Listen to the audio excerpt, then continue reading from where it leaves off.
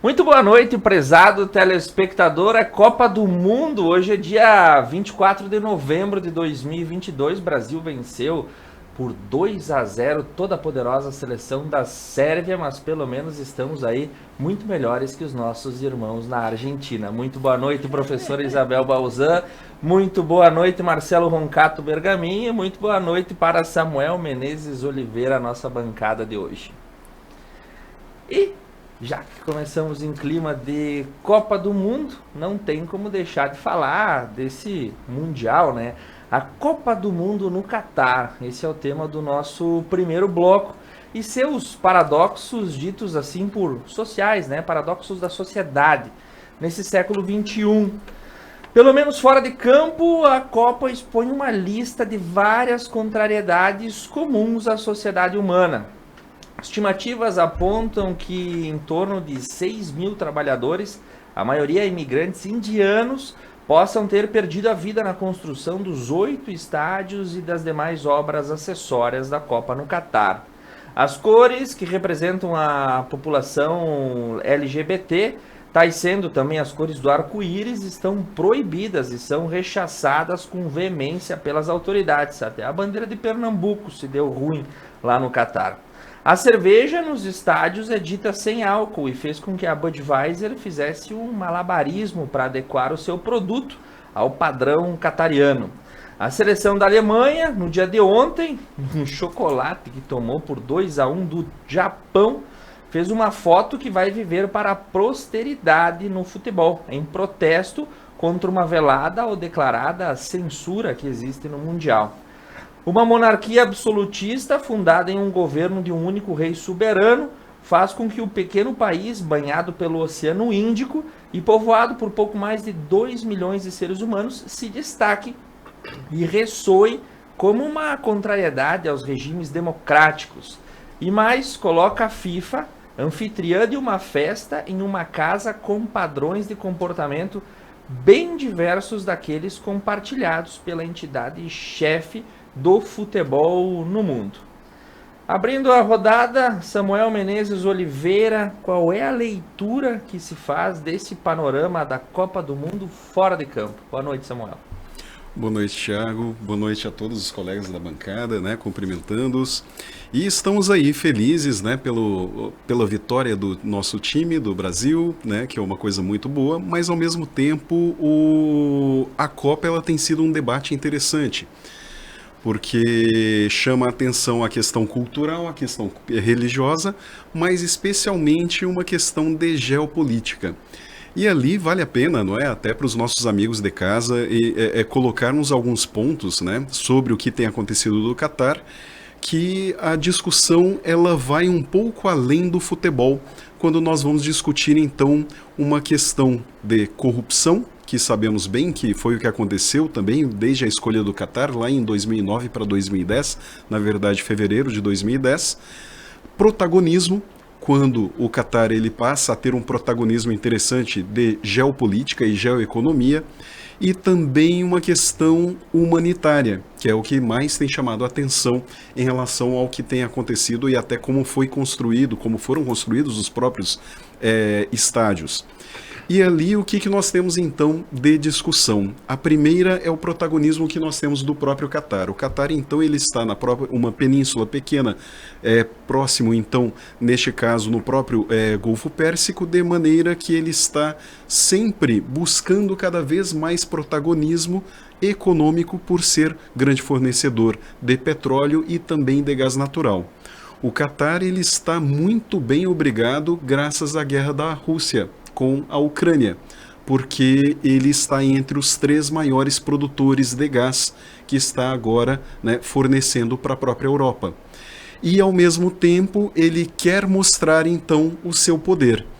Quando nós falamos, né, do próprio Catar, nós vemos que o Catar, desde 2010, ele já entra com uma TV aberta, Al Jazeera, ele já tem a companhia aérea, a Qatar Airways, né, que neste caso chama muita atenção pelo mundo todo, e é então uma grande ponte na própria Ásia. E uma vez que ele mostra o seu poder, o poder econômico que ele detém, ele mostrou ainda lá em 2009, quando, surpreendentemente, a FIFA vota para que ele entre. E qual que é o problema disso? Não é nenhum segredo para nós que houve corrupção. Então, os casos da FIFA, aliás, é bom, né, nós relembrarmos quando a Suíça ela abre a quebra de sigilos bancários. Ainda em 2015 foram 98 casos suspeitos de dirigentes da FIFA envolvidos então em problemas de propina. Só 98? Só 98. Os Estados Unidos já demonstrou que são mais de 150 milhões de dólares que foram utilizados aí em esquemas de corrupção. Eles não são governantes, eles não são membros, neste caso, de instituição pública, mas sim privada.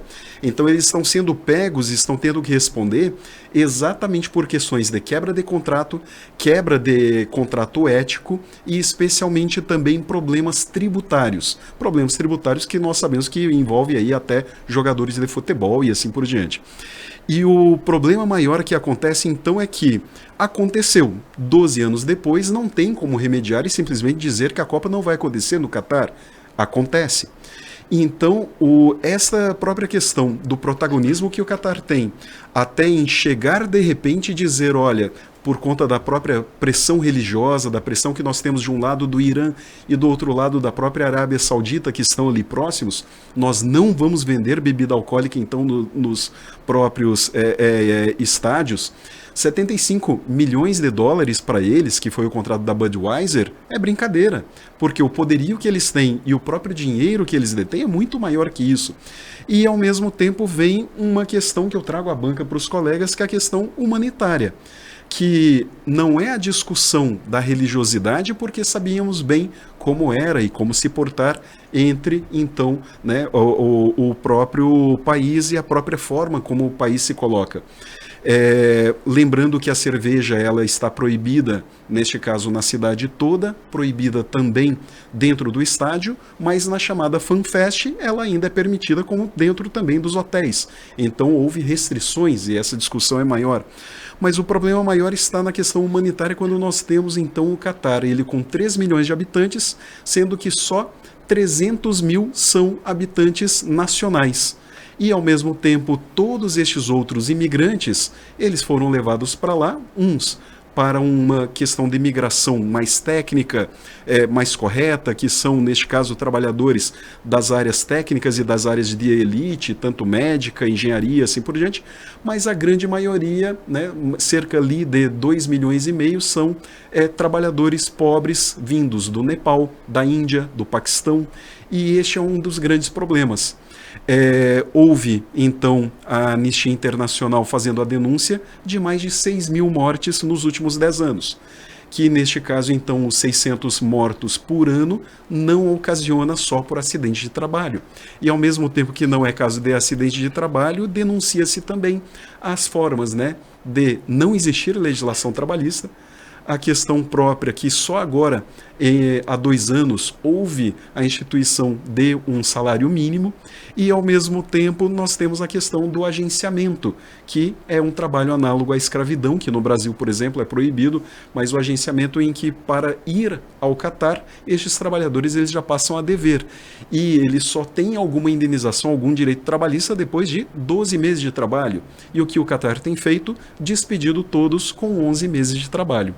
E ali o problema só vai se agravando, de maneira que eles são jovens, homens, então com boa saúde, supostamente, que ficam ali morando em containers.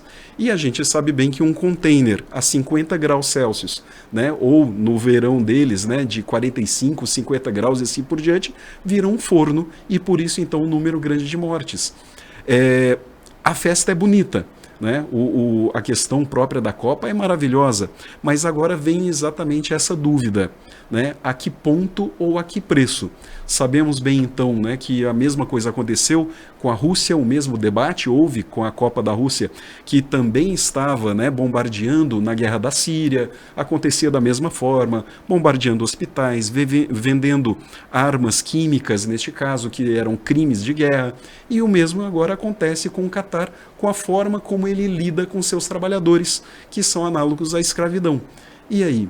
A que ponto então essa festa é bonita? Neste caso, nós estamos diante de um futebol maravilhoso, mas ao mesmo tempo sempre relevando e lembrando essa questão humanitária propriamente. Muito bem, seu Samuel. Meu querido Marcelo Roncato, como é que tu enxerga essa situação? Uma Copa de Paradoxos, como o Samuel disse, uma festa bem bonita, mas por baixo do gramado a gente tem sempre um corpo escondido no porão, literalmente. Boa noite a todos, boa noite Duda, Thiago, Samuel, Isabel, a todos que nos ouvem aqui hoje. É muito bom estar de volta a esta casa e corroborando sempre com o mestre Samuel, eu queria falar que o simbolismo, que é toda essa, o que a Copa mostra, ele muitas vezes cega, né? Porque a nossa paixão pelo futebol e que a gente que é desta terra, a gente vive isso muito intensamente. Mas o que se comprova é que hoje as seleções do mundo inteiro também estão aderindo, né, ao futebol como este exemplo máximo de união, de amor para o seu país. É um patriotismo velado, né? Então isso muitas vezes esconde o que tem por trás da escolha do Catar pela Copa e estando uma vez nesse país, o que vem ocorrendo durante os jogos e antes. Como o Samuel falou, eu assisti até um documentário da Netflix que é Os Esquemas da FIFA. Não sei se alguém chegou a ver. Eu assisti todos, né? Porque eu sou fissurado em futebol, política, então ali que se juntam as duas coisas para mim e foi... religião também, e religião, né? Então ali foi muito importante, né? Analisar, até porque a Copa viria em alguns dias. Como o Samuel falou brilhantemente, o Catar não tinha nada para ser escolhido.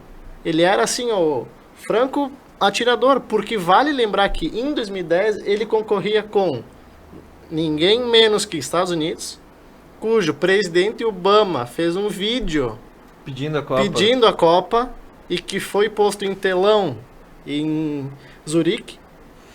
E o Bill Clinton, ex-presidente, estava lá na escolha. Então nós tínhamos Estados Unidos, nós tínhamos Inglaterra concorrendo à vaga, com o David Beckham, que é um astro mundial do futebol e do futebol inglês.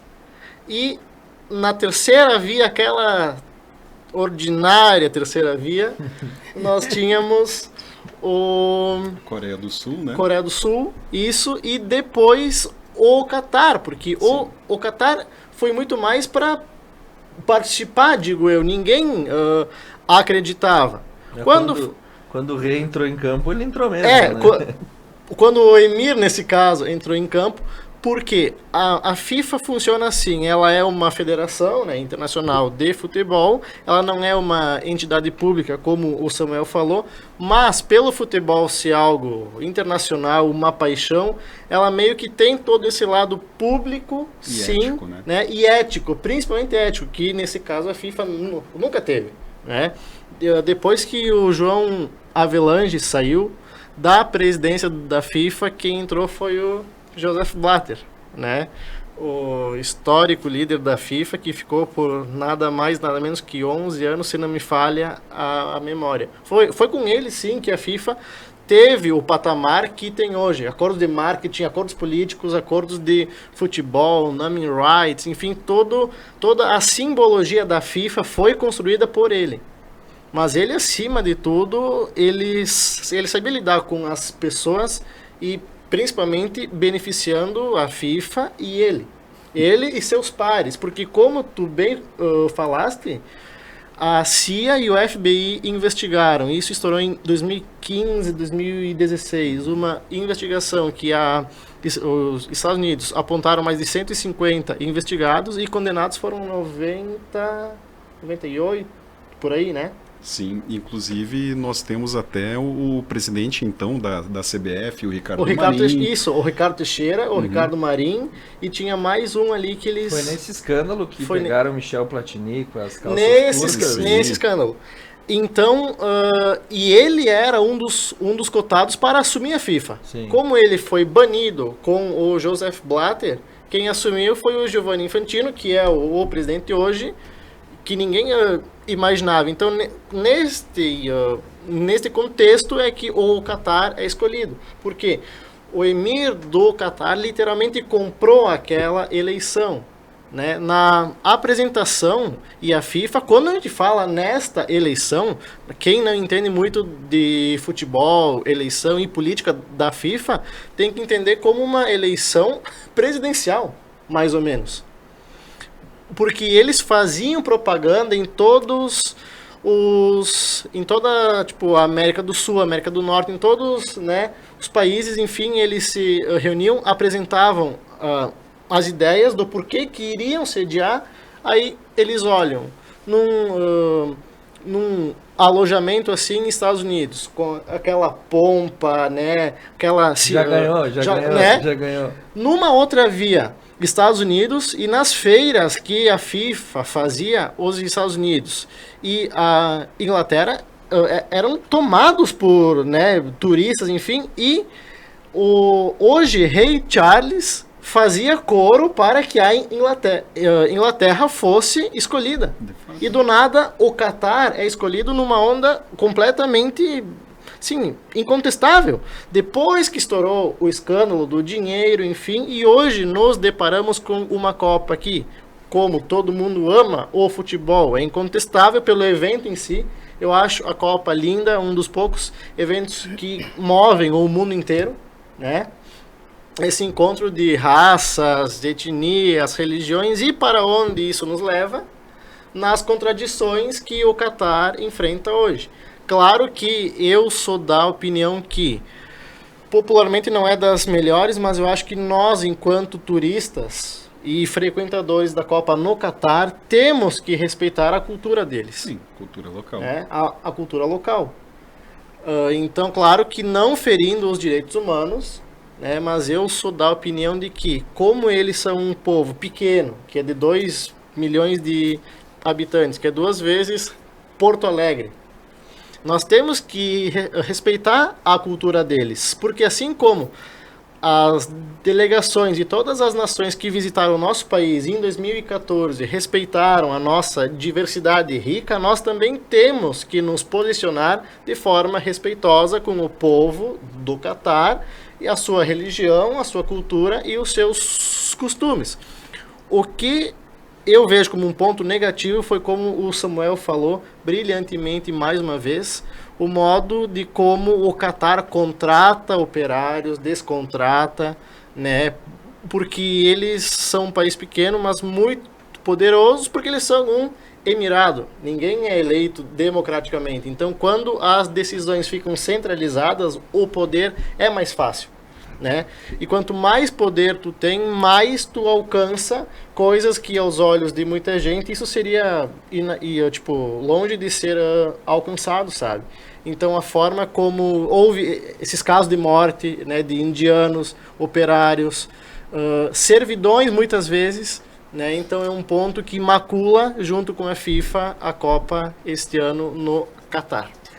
Prof. Isabel Balzan, mandaria alguém pro Qatar? Olha, eu acho que muito brasileiro deveria ir. Com certeza não sobreviveria, né? Eu fiquei lá não tem o ser democrático, Não, lá não temos, não. né? Ir e vir com essa tranquilidade. Existe uma série de coisas que lá E toda não são essa permitidas. fala dos colegas também, fiquei aqui me arrebentando porque eu entendo futebol diferente de vocês, tá? Eu não acompanho muito porque eu entendo que na questão do Qatar é assim, não é só Qatar, é todas essas eleições que acontecem, aliás, eleições estranhas, né? Estranhas. E por quê? Porque atrás disso a gente encontra essa FIFA totalmente, né? Sem valores, sem ética, aquela coisa assim. E eu me recordo sempre dos alunos que faziam trabalho sobre a FIFA, porque os alunos gostam, os homens gostam muito de futebol, né? E o quanto de dinheiro foi roubado, desviado. E imagine no Qatar, que é, né, um monopóliozinho, mas rico, muito rico. Se conseguiu vencer os Estados Unidos, né, o Reino Unido e etc., eu imagino que deve ter girado atrás disso. Então, veja que eu vejo o futebol como uma cortina de fumaça. Porque a verdadeira situação a gente não enxerga. E é por isso que eu não gosto muito do futebol. Eu vejo o futebol ainda como pão e circo, sabe? Ainda vejo assim, e mesmo sabendo, e tenho na minha casa os fanáticos que não deixam de assistir e tal. Mas, meu Deus, nós temos tantas coisas importantes para decidir nesse mundo e nós perdendo todo esse tempo, investindo tanto dinheiro no futebol. E fiquei horrorizada, sim, com a forma deles viverem. Eu não viveria lá. Eu não conseguiria, né? E o povo brasileiro, claro, e o que tem de brasileiro lá, gente? Vocês já viram isso? Essa é uma da Copa mais cara até hoje, né? Para um turista fazer. Que não era para ir mochileiro. E uma quantidade de brasileiro. Muito, muito, muito, muito. Então, eu vejo o futebol assim e é uma pena, porque o espetáculo em si é bonito, né? A essência dele é bonita. Mas não é como no tempo do Pelé, entenderam? Já é outra coisa, virou comércio, virou sacanagem, virou aquela coisa assim que ninguém mais segura. Então, eu acho que essas mortes aconteceram em todos os lugares, né, Tiago? Tiago, na ponte daqui do Rio das Antas morreu muita gente. Muita gente. No Itaipu, quanta gente morreu soterrado naquela, né? Então, a gente sabe que tudo isso acontece nas grandes obras. E nessas grandes obras também, quanto dinheiro desviado.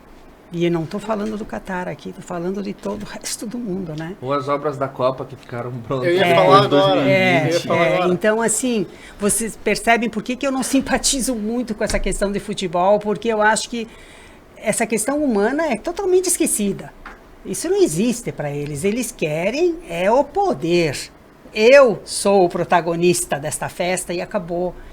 E já tem gente se candidatando, né? Já vi assim, pessoas se candidatando para que o Brasil seja a próxima Copa. De novo. Então, assim, por essas e outras tantas é que eu prefiro música, prefiro leitura, prefiro bom filme, do que o futebol que às vezes aliena, né? A população, deixa a população assim, meio que dopada. E merchandising à parte, eu ainda acho que a melhor Copa é a do Frigorífico Majestade. Então, acho que é muito boa. Mas, trocadilhos que me perdoem, o que me chama a atenção é de fato a FIFA, a entidade, né? Você tem um Estado soberano, né? O Estado é soberano de si. Quando nós tivemos a Copa no Brasil, a gente teve isso. A FIFA, ela chega como um corpo etérico que está acima do Estado soberano, porque eu vou normatizar o que eu quero aqui, o que eu não quero aqui, o que eu permito. Uma entidade à parte, né? Eu sou algo à parte, que eu chego nos Estados soberanos e eu vou ditar aquilo que eu quero. Agora me parece muito mais a FIFA estar dançando a música do Emir, eu chamava de rei, mas acho que essa é a nomenclatura correta, e se adequando ao padrão daquilo que o meu dinheiro pode comprar, quem paga mais. Exatamente. Que absurdo, né? É sempre assim. Enfim, fechando o assunto da Copa, nós vamos para um breve intervalo comercial. Eu mando um abraço aí pro Marcos Pizzi, o Dr. Rodolfo Schmidt, também o sempre professor Inácio Capelari, o Alisson Val, que estão nos acompanhando, o seu Renato Roncato, que também está na audiência dessa noite. No próximo bloco, nós vamos falar sobre os bastidores em Brasília. Afinal, tivemos um pedido de anulação de parte do pleito eleitoral, veementemente rechaçado pelo ministro Alexandre de Moraes, e o clima em Brasília, a capital federal, no próximo bloco. Antes do intervalo, Réveillon da Conecta Mais e do Grêmio Pratense. Acontece no próximo dia 3 de dezembro, às 23 horas. Os ingressos e as mesas estão disponíveis e nós todos estaremos lá. Voltamos em 3 minutos.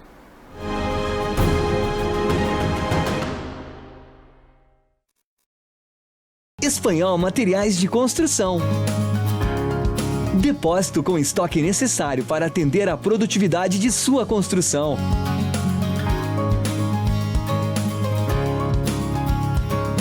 Entrega própria em toda a região com garantia de ritmo para sua obra. Qualidade, simplicidade e bom atendimento é no Espanhol Materiais de Construção.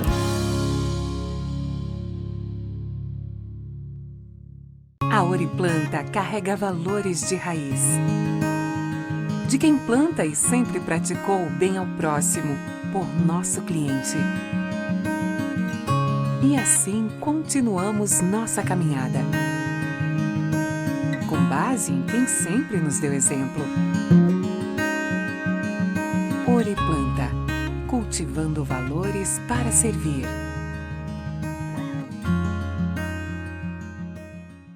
Vestibular UX Campus de Nova Prata. Prova online todas as segundas e quintas. Acesse ux.br e inscreva-se. Pneus Delinte é tranquilidade em rodar, pois a qualidade traz toda a segurança que você precisa. Delinte Protege tem como benefícios 6 meses ou 10.000 quilômetros de garantia para cortes, furos e bolhas. Pneus Delinte Protege você encontra na Tana Roda Pneus em Nova Prata, o auto center mais completo da região. A Service Contabilidade está no mercado há mais de 25 anos, oferecendo serviços de contabilidade e assessoria em várias áreas. Com unidades em Nova Prata e Nova Bassano, a Service Contabilidade está perto de você em todos os ambientes. Sua equipe oferece experiência, inovação e proteção para sua empresa e seu negócio. Service Contabilidade. Seu crescimento, nosso compromisso. Apartamentos de excelência e que você já conhece tem a marca Arcier Construtora. Apresentamos nosso novo empreendimento, Residencial Amabile Maria, no bairro Sagrada Família, com localização privilegiada. Sua família terá uma nova e incrível experiência, com apartamentos projetados conforme o lar que sempre imaginou. Excelência nos diferenciais, com a confiança de sempre. Conheça um novo Residencial Amabile Maria.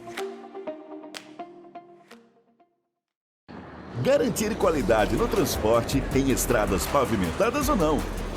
Com durabilidade e segurança, mantendo nosso foco e respeito ao transportador. Paludo Pneus. Trabalhamos para ser a melhor solução para a sua empresa. Rede autorizada Vipal. Há mais de 10 anos atuando em Nova Prata, a Clínica ProStar conta com atendimento completo e humanizado. Atuamos nas áreas de metabolismo, doenças da tireoide, diabetes, hipertensão e obesidade. Para nós, duas coisas vêm em primeiro lugar: o respeito ao paciente e aos métodos científicos. Clínica ProStar, Rua Cônego Pérez, 698, no centro de Nova Prata. O que é ter saúde para você? Ter energia para aproveitar a vida do seu jeito? Se equilibrando entre alguns imprevistos e grandes alegrias? A gente acredita que essa seja uma boa receita. Afinal, manter a felicidade é um hábito saudável. E sobre cuidar de saúde, a gente entende. Somos a Unimed.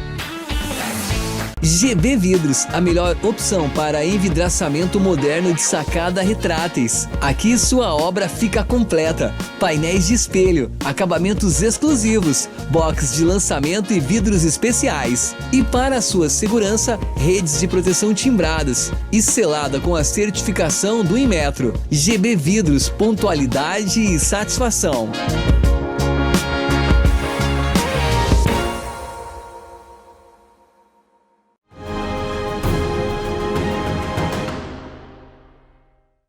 É isso que eles falham. Muito bem, voltando para você neste segundo bloco, nessa quinta-feira à noite, pós-Jogo do Brasil e todas as expectativas que a Copa do Catar nos reserva. Com o apoio de Tá na Roda Pneus, Clínica ProStar, GB Vidros, Oriplanta, Gobi Lupo Scala, Unimed, Vale das Antas, Sicredi, Service Contabilidade, Paludo Pneus, Espanhol Materiais de Construção, Pedras Andretta, Arcier Construtora, Incorporadora e Universidade de Caxias do Sul. Nós vamos para o nosso segundo bloco, mandando um abraço também para a dona Elisa Roncato e a Maria de Lourdes Pagnoncelli, que nos acompanham. Agora voltamos à nossa redoma comum de debates, afinal o universo político no Brasil e em Brasília não dá um minuto de paz para o cidadão brasileiro. E nessa semana o Partido Liberal, o PL, foi ao TSE pedindo anulação do segundo turno das eleições de 2022. A sigla que abrigou a candidatura de Jair Bolsonaro à reeleição disse ao Tribunal Superior Eleitoral que não aceita o resultado do pleito, apresentou uma manifestação pedindo anulação do segundo turno das eleições. No Congresso se articula a abertura de uma CPI sobre o abuso de autoridade, mirando Alexandre de Moraes, que busca guarda-chuva no comando das polícias militares dos estados brasileiros. E hoje ele também deu no canetaço uma multa ao Partido Liberal de quase 23 milhões de reais num processo aí que ele simplesmente recebeu e despachou, né, pela porta da frente do gabinete. Marcelo Roncato Bergamin, conte-nos, você que vem do fronte, que esteve em Brasília, o que de fato acontece na capital federal? Boa noite novamente aos amigos que nos acompanham. Como nós falávamos, né, pelos bastidores, então agora eu falo um pouquinho da minha experiência de ter estado lá, né. Antes eu só queria fazer um adendo. Eu que sou vereador mais jovem da Serra, que amo política, que só atuo como vereador, eu levo a política muito a sério, sabe? Muito a sério. É uma paixão que eu tenho, é o meu trabalho, é o meu ofício. Quando eu me deparo com essas informações, com essas ações de ministros, né, eu fico muito preocupado porque isso empodera somente os mesmos e o povo em si não é ouvido. Ele não é levado a sério. Então, antes de comentar sobre as urnas, enfim, eu só queria falar um pouco porque eu, enquanto vereador, eu não me sinto representado pelo Alexandre de Moraes, sabe? Eu sei que ele é nosso ministro, nós devemos respeito, ele ocupa um cargo importante na corte, mas eu não me sinto representado com as decisões que ele faz, né? Eu acho elas de um autoritarismo muito forte, que há tempos nós não víamos isso no nosso país. E sempre que a gente se depara com polos, com extremos, isso não é bom, não é saudável para o país e não é saudável para a democracia. Então, cabe aqui uma ressalva, um protesto contra o ministro Alexandre de Moraes, o qual eu não compactuo e condeno veementemente os seus atos e as suas escolhas. Por quê? Eu concordo que algumas decisões dele, no caso, poderiam ser divididas até com a corte, que eles estão em 11, e só se vê sempre falar de um. E também com alguns atos muito totalitários dele. Tanto é que isso sempre vira debate internacional. E muitas vezes a mídia internacional não sabe nem sequer da metade do que a gente sabe e do que, no meu caso, a gente vive. Porque eu, na posição em que eu ocupo hoje, eu sou um privilegiado de viver, de saber a notícia pelo celular e de viver lá. Né? Como tu falou, Thiago, eu estive na capital federal entre os dias 8 a 10 e lá o clima de tensão é surreal.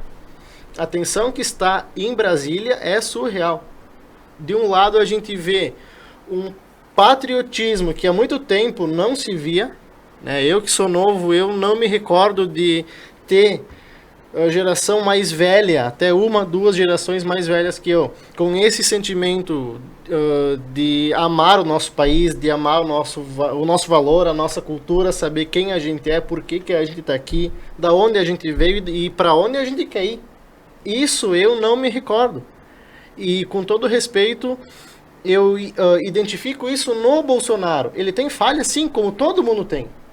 Mas o Bolsonaro, acima de tudo, nos trouxe o sentimento de pertencimento, que é um dos sentimentos que qualquer político leva uma carreira inteira para atingir, que é se pertencer ao lugar ao qual está inserido.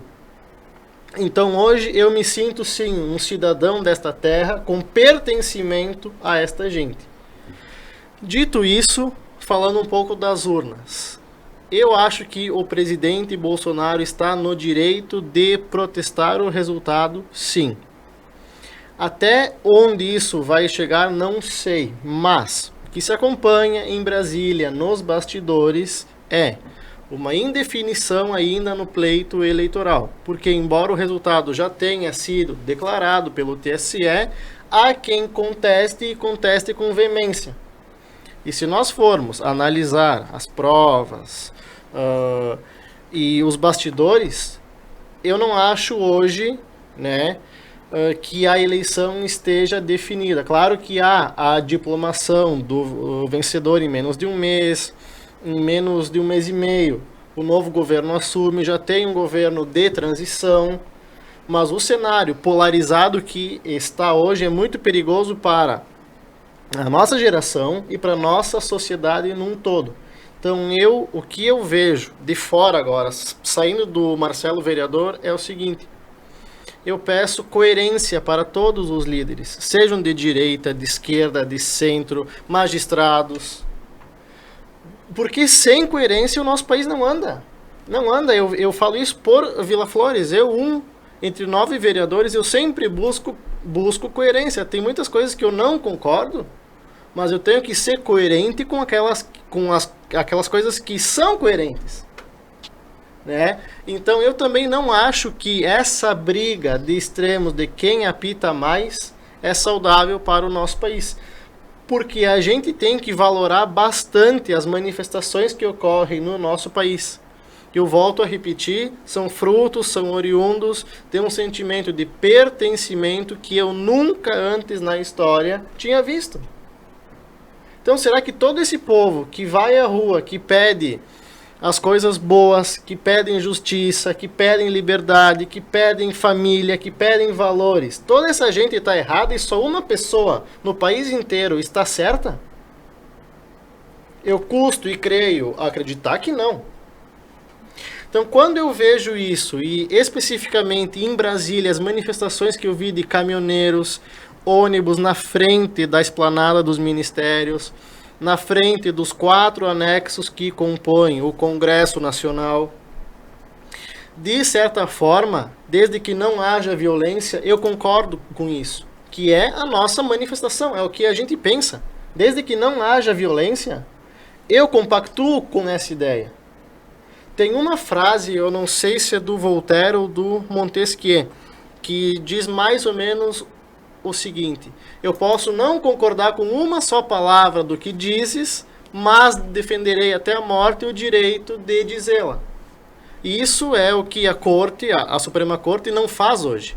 Parece que ela está muito arbitrária, muito circunscrita dentro de alguns valores que não refletem a população. Não é a Corte que deveria ser o magistrado supremo do país, onde todos os advogados, juristas deveriam se espelhar. Hoje muita gente, e eu creio a acreditar, que não se espelham nela.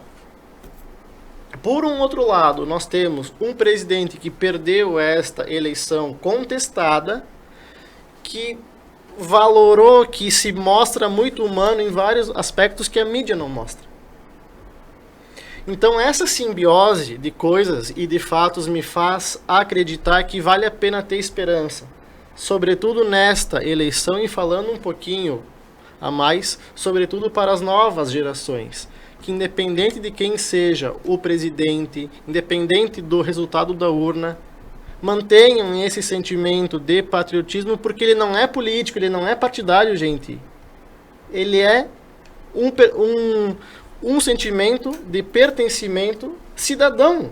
É isso que eu tomo a liberdade de pensar que a senhora ensinou por anos na escola. A senhora nunca ensinou política, partidarismo, o que é certo ou errado, porque certo e errado é uma questão de opinião. E quando a gente vai contra a opinião de quem pensa diferente, a gente é, acima de tudo, ignorante.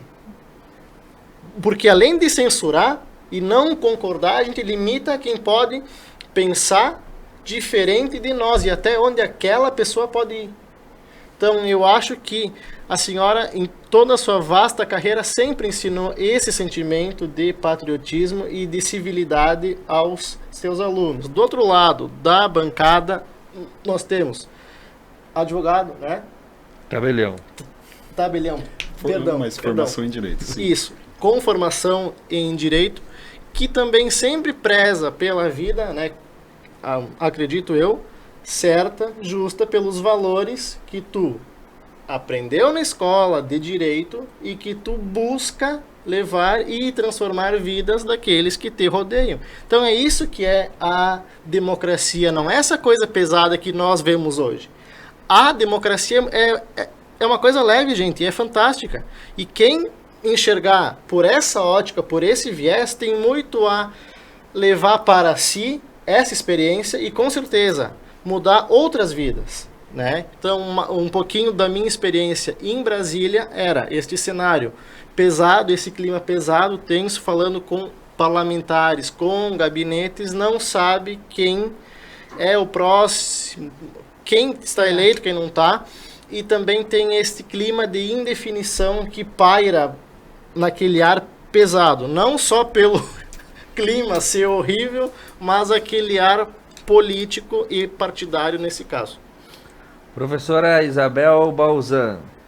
Bem, em relação à eleição, eu acho que esse resultado, essa tensão não é só em Brasília, viu? Está em todo lugar. Está em todo lugar e a gente percebe isso nos nossos amigos, nos nossos colegas o tempo todo. Porque não se fala em outra coisa. Não se fala em outra coisa. Às vezes entre dedos, entre dentinhos, né? Mas a gente ouve muito, muito. E a impressão que tem é que as coisas não estão acontecendo. Ninguém, né? A grande mídia simplesmente se eximiu desse compromisso com a comunidade. Eu acredito que esse resultado, essa tensão toda, ela não é só resultado da eleição. Ela vem se processando desde lá, do comecinho da campanha, antes da campanha. Então foram N fatores que contribuíram para que a gente, entre aspas, não acreditasse no que estava acontecendo. Então, né, perseguição, prisão, bloqueios de contas. Então, assim, tudo isso faz o povo, as pessoas, desacreditar. Mas que justiça que eu tenho? E sempre no mesmo viés. Entendeu? Então, assim, peraí, mas nós não somos iguais perante a lei? Se eu posso, ele pode. Se eu não posso, ele não pode. Deveria ser assim e não foi. Então, se tivéssemos tido as urnas, né, o votinho lá na urna, que não é a urna de papel, nunca foi, que quantas vezes se viu os ministros dizendo essa mentira, que não era a urna de papel. É de papel, sim, mas dentro da urninha eu não vou pegar papel com o meu voto na mão. E eles argumentavam que a gente ia ter o retrocesso, né? Se tivesse acontecido isso, quanta coisa estaria resolvida. Quanta coisa, né? Mas estamos aí, né, nesse pandemônio, vamos dizer assim, e o presidente do PL até deixa a gente meio um pouco preocupado com a postura dele, porque ele não quer que aconteça, não está questionando o resultado, mas ele coloca uma situação que tem resultado na eleição. Então a gente não entende às vezes o que eles estão querendo colocar, a gente fica indeciso. E o Supremo, mais uma vez, né, foi imperador. E nós aqui, quem nos salvará? Quem poderá nos ajudar? Aguardaremos na evolução da democracia brasileira pelo dia em que os ministros do Supremo sejam eleitos pelo mesmo sistema que eles presidem. Talvez as associações de magistrados possam convocar eleições para mandatos eletivos dos ministros do Supremo e deem esse viés também de rotatividade à corte que tanto necessita.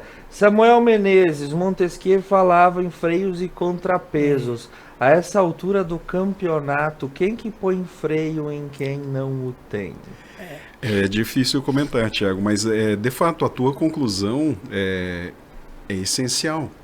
Isso tem demonstrado cada vez mais que o STF talvez ele esteja, né, ou necessite de uma mudança que já se fala há mais de 20 anos, né? Uma mudança para que seja mais técnica, que sejam verdadeiros juízes de carreira, e não estes, né, que foram de outras áreas e assim por diante, e não tem a postura correta do magistrado. Mas um ponto importante para que nós possamos entender, primeiramente, né, de forma alguma eu quero aqui defender a pessoa do ministro Alexandre de Moraes, mas só para que a gente entenda, a decisão da multa em relação ao PL, ela foi feita pelo TSE e não pelo STF. Então, brincadeira à parte, particularmente como jurista, eu imagino que talvez o STF seja alguma fonte ali de socorro em cima desses abusos que estão acontecendo agora. A rapidez com a qual ele respondeu o processo... 13 minutos. Em 2 dias, na verdade... nos surpreende? Resposta não. Por quê? Porque no Código Eleitoral esse é o prazo de uma sentença eleitoral. Então, na verdade, não foi nada extraordinário nesse sentido. Agora, o que tem de extraordinário diante da postura dele? De fato, é o fato dele simplesmente já encerrar o processo, sem dar oportunidade que se de fato emende a inicial. Até ele pediu uma emenda inicial, mas de forma abusiva e já ultrapassando o que aconteceria. E, ao mesmo tempo, uma coisa muito rara de acontecer, porque litigância de má-fé, quem é da área da advocacia, até, né, dando um abraço aqui para os nossos colegas que estão da área da advocacia, que estão nos assistindo, perplexos pelo fato, é que litigância de má-fé é raríssimo e precisa de uma prova muito contundente, muito forte, para que se possa colocar.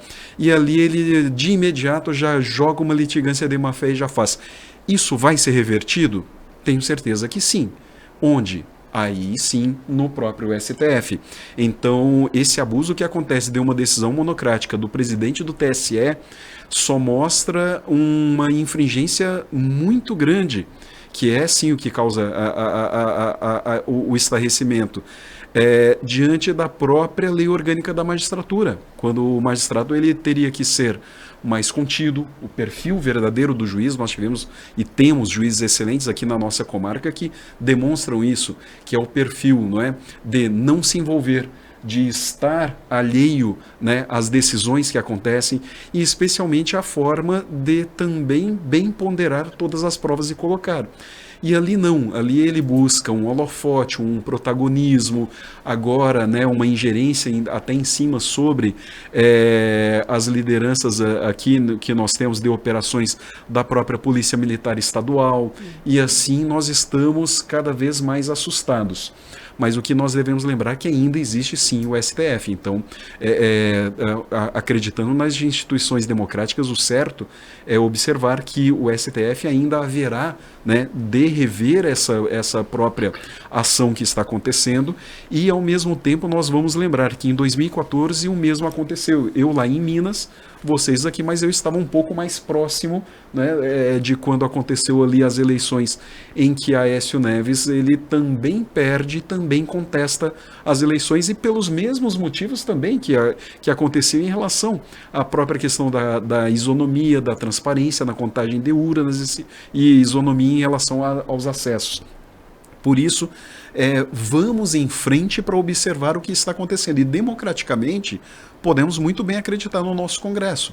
Porque o que acontecer de errado, o que quer que aconteça, haverá ali, lembremos sempre, né, que tem um impeachment até para contestar isso, para demonstrar o que vai acontecer ali no futuro para quem fizer, né, da forma incorreta, ou que se demonstre também que aconteça. Então, oxalá que a gente tenha, né, que Deus, né, nos dê ali uma esperança para que a gente tenha uma luz no fim do túnel, Thiago. E no pêndulo da democracia, quem olhava para o Poder Judiciário lá nas idas de 14, 15, 16 e depositava nele a esperança de uma mudança nos escrachados escândalos de corrupção que aconteceram, agora tem que voltar os seus olhos para o malfadado Poder Legislativo na figura do Congresso Nacional e esperar que dali saia uma senda de freio e contrapeso para colocar algum tipo de limite. Não tenho também nenhuma questão a ponderar quanto à figura do ministro Alexandre de Moraes. Ele é um ministro, e ele não é um juiz. Essa diferenciação semântica, eu acho que ela tem que ser muito bem colocada. Acho que os livros de direito constitucional dele são bem abaixo da média daqueles que são bons e bem escritos no Brasil. Enfim, acho que está um pouco demais a situação. Acho que bloqueio de contas bancárias de Censura. empresas que contam com 3, 4, 5 mil colaboradores, isso é um efeito cascata extremamente nefasto. E a justiça no Brasil tende a ser vagarosa, porque a análise tem que ser feita no tempo em que os magistrados têm que escorrer, tem que ser dado contraditório à outra parte, tem que ser dado ampla defesa, e a gente acompanha processos acontecendo assim no time-lapse do Instagram. Você atualiza o feed de notícias, alguma decisão judicial foi tomada. Então espero sim que de fato que a consolidada democracia brasileira apresente nesse momento formas efetivas de controlar isso que pode ser sintetizado como um ativismo judicial.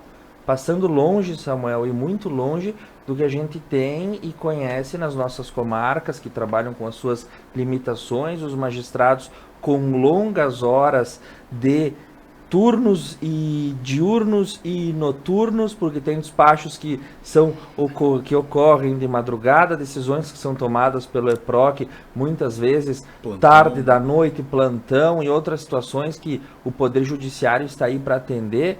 Quando se faz essa crítica, se olha sim o que acontece lá nos tribunais superiores, que muitas vezes são formados pelo elemento político, que não está lá no gene decisório de quem tem aquela formação para de fato ocupar o cargo na magistratura, que do latim, né, vem da origem, né, daquele que é o magistral, que detém o comando de todas as situações.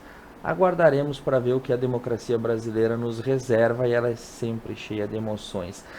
Por falar em emoções, no próximo bloco, adeus a Erasmo Carlos e o Tremendão, num rápido comentário final da nossa bancada. Voltamos já.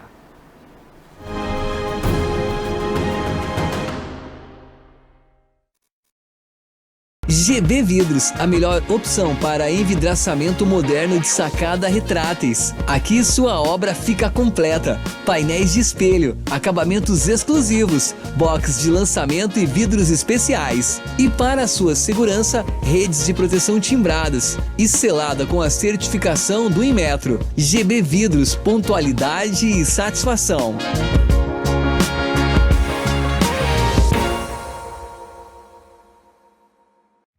Apartamentos de excelência e que você já conhece, tem a marca RCE Construtora.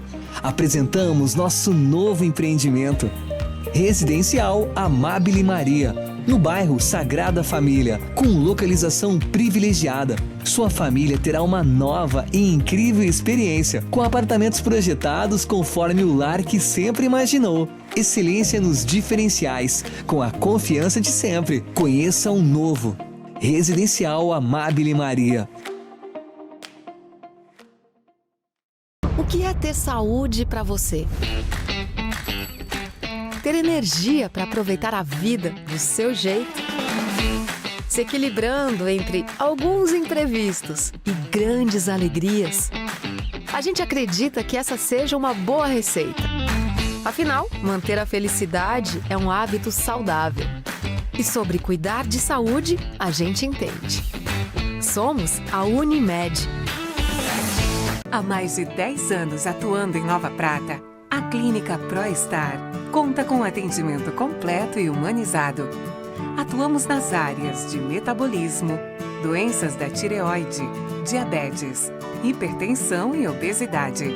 Para nós, duas coisas vêm em primeiro lugar: o respeito ao paciente e aos métodos científicos. Clínica ProStar, Rua Cônego Pérez, 698, no centro de Nova Prata. Espanhol Materiais de Construção. Depósito com estoque necessário para atender a produtividade de sua construção.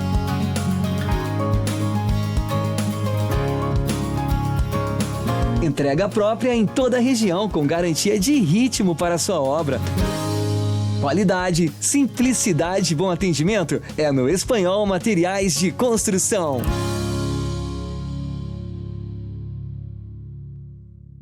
A Service Contabilidade está no mercado há mais de 25 anos, oferecendo serviços de contabilidade e assessoria em várias áreas. Com unidades em Nova Prata e Nova Bassano, a Service Contabilidade está perto de você em todos os ambientes. Sua equipe oferece experiência, inovação e proteção para sua empresa e seu negócio. Service Contabilidade. Seu crescimento, nosso compromisso. Pneus Delinte é tranquilidade em rodar, pois a qualidade traz toda a segurança que você precisa. Delinte Protege tem como benefícios 6 meses ou 10 mil quilômetros de garantia para cortes, furos e bolhas. Pneus Delinte Protege você encontra na Tana Roda Pneus em Nova Prata, o auto center mais completo da região. Garantir qualidade no transporte em estradas pavimentadas ou não.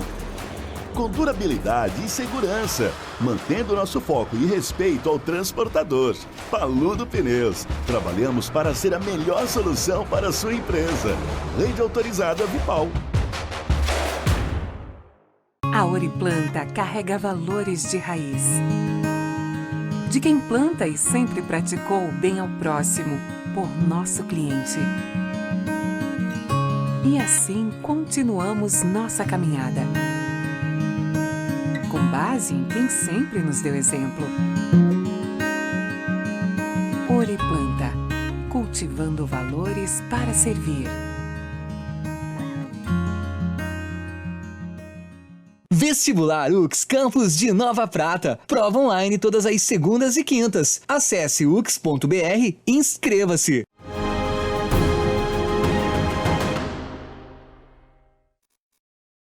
Opa, estamos de volta. E eu também. Muito bem, encerrando essa quinta-feira à noite, nós temos que nos despedir. Enfim, falamos de futebol, falamos de política, agora vamos falar de música. O adeus a Erasmo Carlos. Qual é o legado do tremendão? Depois da partida de Gal Costa, há poucas semanas, o Brasil se despede então de Erasmo Carlos, que aos 81 anos fez a sua passagem. E qual, assim, a gente pode lembrar um momento memorável da música e da vida de Erasmo Carlos? Porque temos que deixar também, né, esse voto aí. Eu separei essa foto, pedi pro Jefferson colocar. Ele foi vaiado no Rock in Rio de 85, mas a imagem é memorável. Ele, do auge da Jovem Guarda, foi lá fazer Gatinha Manhosa pro Dia do Metal e aconteceu aquilo que se chamou um vexame no festival, mas a foto é icônica. Fica a saudação para o grande Erasmo Carlos. Prof. Isabel Balzan, embalaste muitas noites ao som de Erasmo e Roberto? Dancei muita reunião dançante, né? Então, eu gostaria de falar um pouquinho, assim, até para o público entender um pouquinho da importância, não só do Roberto, mas da Jovem Guarda, né? Que a gente vinha com a bossa nova, né? Aquela música mais elitizada, mais trabalhada, mais rebuscada, vamos dizer assim, né? Chorosa, né? E que não atingia a população, o povo, sabe? Eles não conseguiam representar o povo com aquilo. E aí vem o Erasmo Carlos, Roberto Carlos, inspirados muito pelo Elvis, né? Bastante Beatles e coisa assim. E se largam nessa Jovem Guarda, na Jovem Guarda, proporcionando aquele outro tipo de ritmo para dançar, para curtir, do romantismo, do amasso no portão, né? Aquela coisa bonita que todo mundo tem uma passagem pela vida assim, né? Então, e acho que naquele tempo era mais bonita que agora, né? Porque era realmente o amasso no portão, né? O amor por tudo aquilo que é bonito. Então, eles têm, assim, esse grupo, né, e o Erasmo é ícone dentro desse, junto com o Roberto Carlos, Vanderlei, e eles tinham um programa na Record, né, que foi aí que despontou, e até hoje o pessoal da Bossa Nova não gosta muito disso, né, e a partir deles é que surge depois tropicalismo, sertanejo, né, toda essa linha, assim. Então, veja a importância que ele tem na música, né? Além de embalar as nossas baladas, que não era balada, era reunião dançante, né? Na época, eles conseguem se manter até hoje. Hoje a gente escuta uma música dele e diz, música boa, né? E não é que tenha música ruim ou tenha música... mas tem música ruim, tem. Na verdade, se a gente fizer um comparativo entre a bossa nova e eles, e o Iê, Iê, que eles chamam, né? Iê, Iê, que também é dos Beatles, né? Da música vem daí. Então, eles conseguem chegar na massa. E a massa curtia muito isso e valorizou tudo isso. E depois até Caetano Veloso se juntou ao grupo e tal. Então, eles têm essa importância nessa trajetória musical que abriu o campo para muitos outros, né? Para muitos outros músicos e que, infelizmente, depois se perdeu, né? Porque hoje está muito ruim. Queria lembrar também, além de Gal Costa, maravilhosa, né? Voz de veludo, tudo isso, Erasmo, Roberto, Vanderleia, e Vanderlei Cardoso, Jerry Adriane, gente, quantos tem, né? Edu Lobo, Nara Leão e assim tantos outros. Tudo isso embalou muito, anos 60, 70, né? Foi 80 até, chegou ali perto dos 80. E eles não eram tão assim envolvidos, engajados politicamente. Então era mais livre, era uma coisa mais aberta, aquilo era para dançar, aquilo era para curtir mesmo, entende? Não tem valor por isso? Claro que tem. Porque nós temos necessidade desse tipo de coisa, nós não podemos viver só da política, que é dessa dureza, né? Não podemos viver só do Catar, desse tipo de política que tem no Catar, porque senão a gente enlouquece, a gente precisa de música, e onde há música não há maldade. Então o Erasmo, para sempre, é o nosso tremendão, né? E a gente deseja que ele tenha muita luz, mas queria citar uma outra pessoa que nós perdemos, Rolando Boldrin, né? Aquele homem raiz, música raiz, uma perda inestimável para o Brasil. Nós temos perdido muita gente boa. E o problema é que a gente não está substituindo, não tem essa substituição. E aí a gente só compra o que é lixo dos outros países, né? Então eu queria dizer que Jovem Guarda, tudo de bom, né? E que, com certeza, essa geração que tem hoje 50, 60, 70 anos, curtiu muito Erasmo Carlos e ainda curte. Qualquer música dele hoje a gente ouve, ela passa a ser, vamos dizer, atemporal, porque o amor é temporal, a vida é atemporal, a juventude é atemporal. E mesmo que ele tenha sido vaiado aí, né, que eu acho, né, que realmente ele era jovem, cheio, né, impetuoso e tal, e não era o momento para aquilo, mas ele sempre foi muito transgressor também, né? O Erasmo Carlos, ele, na verdade, ele só existiu até hoje porque teve um Roberto Carlos ao lado dele que o sustentou, não economicamente, talvez até economicamente, mas assim, emocionalmente, porque eles eram realmente amigos de fé, irmãos camaradas, né? Então, e o Roberto tirou ele muitas vezes do chão, né? O Erasmo Carlos foi viciado, né, em todo tipo de drogas. E tudo que o Roberto tinha de certinho, de saudável, correto, o Erasmo era. Mas nem por isso deixaram de ser amigos. São essas diferenças, na verdade, tinha que ter um Roberto ao lado dele para que ele pudesse sobreviver. Então, é como eu vejo o Erasmo Carlos, assim, com toda a sua, né, com toda a sua rebeldia, vamos dizer, porque ele era um rebelde naquele tempo, né? Mas olha ali, ó, amigos de fé, irmão camarada, ó, que choravam, se abraçavam, gente que ama de verdade. Este é o amor entre amigos, o amor, né, da música, que a gente possa se acalmar e não viver degladiando o tempo todo, né?